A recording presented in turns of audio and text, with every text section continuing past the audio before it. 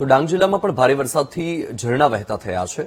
સાપુતારા સહિતના વિસ્તારોમાં વરસાદ છે. હાલમાં રાજ્યભરમાં વરસાદી વાતાવરણ છે અને જે વરસાદની પરિસ્થિતિ છે એ વરસાદની પરિસ્થિતિ બાદ કેટલા જળાશયો કેટલા ભરાઈ ચૂક્યા છે, વરસાદની સ્થિતિ શું છે, કેટલા લોકોનું સ્થળાંતર કરવામાં આવ્યું છે, સાથે આ વરસાદની પરિસ્થિતિના કારણે કેટલા લોકોનો જીવ ગયો છે, તમામ જે આંકડા છે આંકડાકીય માહિતી પર નજર કરીશું. ગ્રાફિક્સના માધ્યમથી સમજવાનો પ્રયાસ કરીશું કે અત્યારે વર્તમાનમાં પરિસ્થિતિ શું છે. તો કયા જિલ્લામાં સિઝનનો સરેરાશથી વધુ વરસાદ? તો રાજ્યમાં સિઝનનો 52% વરસાદ પડી ચૂક્યો છે. આજે ચોમાસાની આખી સિઝન છે અત્યાર સુધીની. ત્યાં સુધીમાં વલસાડમાં 92.82%, નવસારીમાં 96.66%, એટલે જે સરેરાશ વરસાદ છે તેના કરતા પણ આ વધારે વરસાદ પડ્યો છે.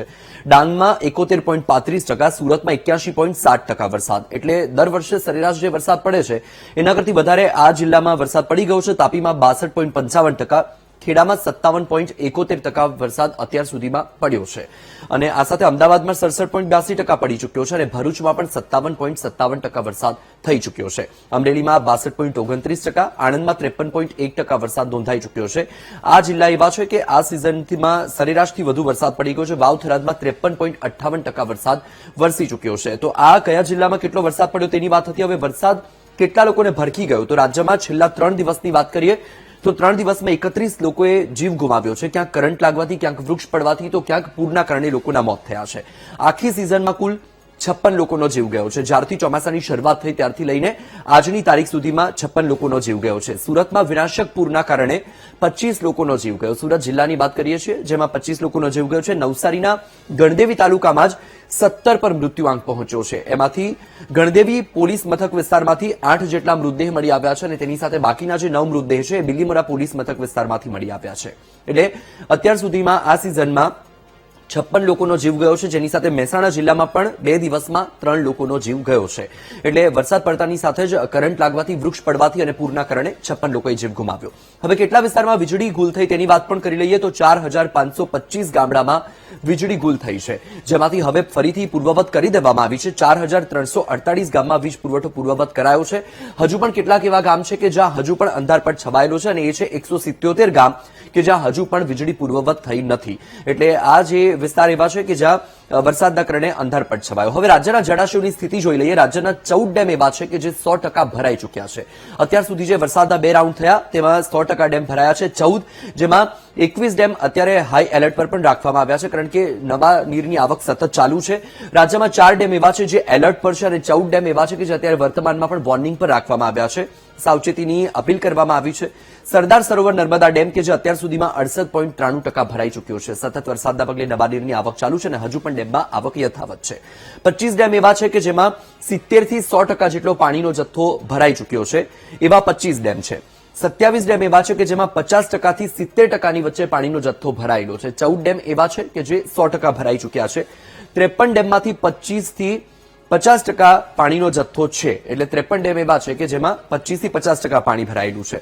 રાજ્યના 206 જળાશયમાં 44.82% જળ સંગ્રહ થયેલો છે. 206 જળાશયમાં 44.82% જળાશય. અમરેલીની વાત કરીએ જેમાં રાજુલાનો ધાતરવડી ડેમ કે જે 100% ભરાઈ ચૂક્યો છે. હવે વાત કરીશું કયા ડેમ 100% ભરાયેલા છે. જે 14 ડેમ છે તેની વાત છે, જેમાં સાવરકુંડલાનો સૂરજવાડી ડેમનો પણ સમાવેશ છે જે 100% ભરાઈ ચૂક્યો છે. ભરૂચના ઝઘડિયાનો ધોડી ડેમ એ પણ 100% ભરાઈ ચૂક્યો છે. આ સાથે જ ભાવનગરનો મહુવાનો જે રોજકી ડેમ છે એ પણ 100% એટલે કે સંપૂર્ણ ભરાઈ ચૂક્યો છે. ભાવનગરના પાલીતાણાનો શેત્રુંજી ડેમ જે 100% ભરાઈ ચૂક્યો છે અને આ સિઝનમાં બીજી વખત આ ડેમ 100% ભરાઈ ચૂક્યો છે. કચ્છના રાપરનો ફતેગઢ ડેમ કે જે 100% ભરાઈ ચૂક્યો છે. આ સાથે જ મહીસાગરના બાલાસિનોરનો વણાકબોરી ડેમ જે વણાકબોરી ડેમ પણ 100% ભરાઈ ચૂક્યો છે. સંપૂર્ણપણે એ ડેમ પણ ભરાઈ ચૂક્યો છે. મોરબીનો મચ્છુબે ડેમ જેમાં પણ 100% પાણીનો સંગ્રહ થયો છે. નવસારીના વાંસદાના જૂજ અને કેલિયા ડેમ, આ બંને ડેમ પણ એવા છે જ્યાં 100% પાણીનો સંગ્રહ થઈ ચૂક્યો છે. સુરતના માંડવીનો લખીગામ ડેમ જે હાલમાં 100% ભરાઈ ગયો છે, સંપૂર્ણ ભરાઈ ચૂક્યો છે. આ સાથે સુરેન્દ્રનગરના ચૂડાનો વાસલ ડેમ એમાં પણ 100% પાણીનો સંગ્રહ થઈ ચૂક્યો છે. આ સાથે જ વઢવાણનો જે ધોળી ધજા ડેમ છે એ ધોળી ધજા ડેમમાં પણ 100% પાણીનો સંગ્રહ થઈ ચૂક્યો છે. અત્યાર સુધી જે વરસાદ વરસ્યો એમાં તાપીના સોનગઢનો ડોસવાડા ડેમ પણ 100% ભરાઈ ચૂક્યો છે. એટલે આ તમામ ડેમ એવા છે કે જેમાં 100% પાણીનો સંગ્રહ છે. એમાં ભાવનગરના ઉમરાળાનો રંગોડા ડેમ છે એનો પણ સમાવેશ થાય છે. રંગોડા ડેમમાં પણ 100% પાણીનો સંગ્રહ થઈ ચૂક્યો છે. આ તમામ ડેમ એવા છે હાઈ એલર્ટ એમાં અમરેલીના ધારીનો ખોડિયાર ડેમ એ પણ હાલમાં હાઈ એલર્ટ પર મૂકવામાં આવ્યો છે. અમરેલીના ધારીનો તેની સાથે ખાંભાનો રાયડી ડેમ જેને પણ હાઈ એલર્ટ પર મૂકવામાં આવ્યો છે. કેટલાક ડેમ એવા છે કે જે અત્યારે હાઈ એલર્ટ પર છે, જેમાંનો એક બોટાદના બરવાડાનો ખાંભડા ડેમ જે પણ હાઈ એલર્ટ પર મૂકવામાં આવ્યો છે. અમરેલીના રાજુલાનો ધાતરવડી 2 ડેમ એ પણ હાલમાં હાઈ એલર્ટ પર મુકાયો છે. તેની સાથે ભરૂચના નેત્રંગનો બલદેવા ડેમ છે જે હાઈ એલર્ટ પર મૂકવામાં આવ્યો છે, કારણ કે સતત વરસાદ છે અને નવા નીરની આવક હજુ પણ યથાવત છે. કયા ડેમ એલર્ટ અને વોર્નિંગ પર? 4 ડેમ એવા છે જે એલર્ટ પર છે. એમાં ભાદરબે, માલણ, રાવલ, લાલપરી સહિતના જે ડેમ છે એ એલર્ટ અને વોર્નિંગ પર છે. ખારો, શેલદેદુમલ, વેણુબે અને સુખી ડેમ પણ એલર્ટ અને વોર્નિંગ પર મૂકવામાં આવ્યા છે. બાટવા, ખારો, સારણ, આજીબે અને પિંગળી ડેમ પણ વોર્નિંગ અને એલર્ટ પર છે. એની સાથે જ હાનોલ, કાલાઘોઘા, કાળુભાર, ઉમરિયા અને કનિયાડ ડેમ એવા છે કે જેને એલર્ટ પર વોર્નિંગ પર મૂકવામાં આવ્યા છે. એટલે આટલા ડેમ એવા છે કે જે હાલ વોર્નિંગ અને એલર્ટ પર છે. રાજ્યમાં કુલ કેટલા રસ્તાઓ બંધ થયા? તો 3 નેશનલ હાઈવે અને 30 સ્ટેટ હાઈવે એ પણ બંધ છે. આજે સવારે 9 વાગ્યા સુધીના આંકડા છે. હાલમાં પંચાયત અને અન્ય રસ્તા મળીને કુલ 648 રસ્તાઓ રાજ્યમાં બંધ છે. આજે સવારે 9 કલાક સુધીના તમામ આંકડા છે. વરસાદી સ્થિતિ અને તેના કારણે આ રસ્તાઓ બંધ છે. રેસ્ક્યુની વાત છે કે જેમાં કેટલા સ્થળે સ્થળાંતર અને રેસ્ક્યુ કરાયું છે. 1 જુલાઈથી 24 જુલાઈ સુધીના આંકડા છે, જેમાં અમરેલીમાં 641 લોકોનું સ્થળાંતર અને 116 લોકોનું રેસ્ક્યુ કરાયું. ગીર સોમનાથમાં 480 લોકોનું સ્થળાંતર અને તેની સાથે 12 લોકોનું રેસ્ક્યુ કરવામાં આવ્યું છે. અત્યાર સુધીના તમામ આંકડા છે. જૂનાગઢમાં 297 લોકોનું સ્થળાંતર, 3 લોકોનું રેસ્ક્યુ થયું. આણંદમાં 60 લોકોનું સ્થળાંતર અને 0 લોકોનું રેસ્ક્યુ, એટલે કુલ 60 લોકોને સ્થળાંતર કરવામાં આવ્યા છે. નવસારીમાં સૌથી વધારે સ્થળાંતર થયું 15,674 લોકોનું અને તેની સાથે જ 120 લોકો એવા છે કે જેને રેસ્ક્યુ કરાયા.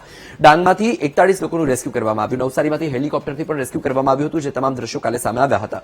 પોરબંદરમાંથી 1 લોકોનું રેસ્ક્યુ કરાયું છે. તાપીમાંથી 409 લોકોનું સ્થળાંતર અને 12 લોકોનું રેસ્ક્યુ કરવામાં આવ્યું છે. 1 જુલાઈથી લઈને 24 જુલાઈ સુધી, એટલે કે 24 દિવસની અંદર આ તમામ લોકોનું રેસ્ક્યુ થયું છે અને સ્થળાંતર થયું છે.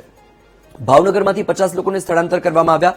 સુરતમાંથી 7,630 લોકોને સ્થળાંતર કરાયા અને 3,416 લોકોનું રેસ્ક્યુ કરાયું છે. વરસાદનો પહેલો અને બીજો રાઉન્ડ, આ બંને રાઉન્ડ મળીને આંકડા ભેગા થયા છે, કારણ કે 1 જુલાઈથી 24 જુલાઈ સુધીના દિવસો છે. વલસાડમાંથી 14,357 લોકોનું સ્થળાંતર અને 2,965 લોકોનું રેસ્ક્યુ થયું છે. અમદાવાદમાંથી 417 લોકોનું સ્થળાંતર અને 44 લોકોનું રેસ્ક્યુ કરવામાં આવ્યું, જેની સાથે ખેડામાંથી 86 લોકોનું સ્થળાંતર અને ગાંધીનગરમાંથી પણ 44 લોકોનું સ્થળાંતર આ 24 દિવસની અંદર થઈ ચૂક્યું છે. ભરૂચમાંથી 441 લોકોને સ્થળાંતર કરાવવામાં આવ્યા. સુરેન્દ્રનગરમાં 79 લોકોનું સ્થળાંતર અને 36 લોકોનું રેસ્ક્યુ કરાયું છે. મહેસાણામાંથી 10 લોકોનું સ્થળાંતર, એટલે કુલ અત્યાર સુધીમાં રાજ્યમાં 40,675 લોકોનું સ્થળાંતર થયું છે અને 6,766 લોકોનું રેસ્ક્યુ કરવામાં આવ્યું છે. એટલે કે વર્તમાન જે વરસાદની પરિસ્થિતિ થઈ એમાં 1 જુલાઈથી લઈને 24 જુલાઈ સુધીમાં આ તમામ લોકોનું રેસ્ક્યુ કરવામાં આવ્યું અને આ તમામ લોકો જે છે એ લોકોને સ્થળાંતર પણ કરવામાં આવ્યા. એટલે અત્યારે રાજ્યમાં 14 ડેમ એવા છે કે જે 100% ભરાઈ ચૂક્યા છે. કેટલાક ડેમ એવા છે કે જે હાઈ એલર્ટ, વોર્નિંગ અને એલર્ટ પર મૂકવામાં આવ્યા છે અને હજુ કેટલાક ડેમ એવા છે કે જે 25 થી 50% સુધીના ભરાયેલા છે.